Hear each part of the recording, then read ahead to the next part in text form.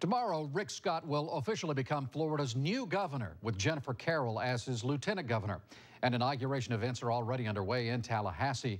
Things kicked off this morning with a leadership breakfast honoring women. Talk show host Greta Van Susteren was the keynote speaker. This was the first of 12 events celebrating the new administration, including an event honoring Florida's next First Lady. Governor-elect Rick Scott started preparing to take over the state's top post months ago.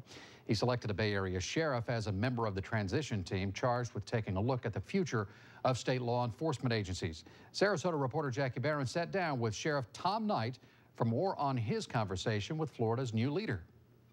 And if I can give him opportunities working with a group. Sitting in his Sarasota office, Sheriff Tom Knight hopes his advice touches Tallahassee. More efficiencies, using technology. Governor-elect Rick Scott invited Knight to sit on his transition team dealing with the future of state law enforcement. Do you need manpower all the time to catch people speeding? Knight spent decades coming up through the ranks with the Florida Highway Patrol before taking the helm at the Sarasota County Sheriff's Office.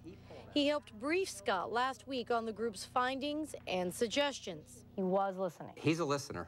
Yeah, he's certainly a listener. And Knight had not worked with Scott before joining the team.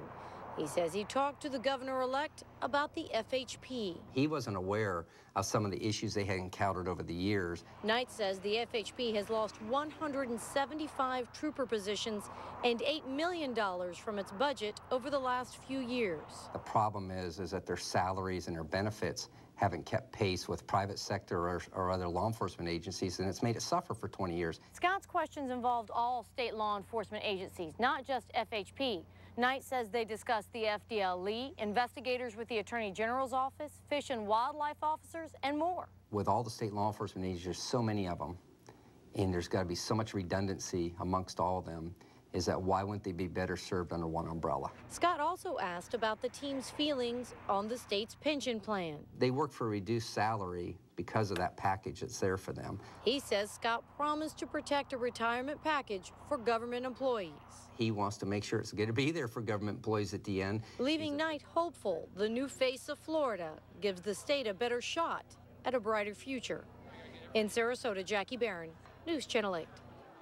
Sheriff Knight says the state's transition team on state law enforcement agencies left the door open to meet again after Governor-elect Rick Scott takes office and starts making changes.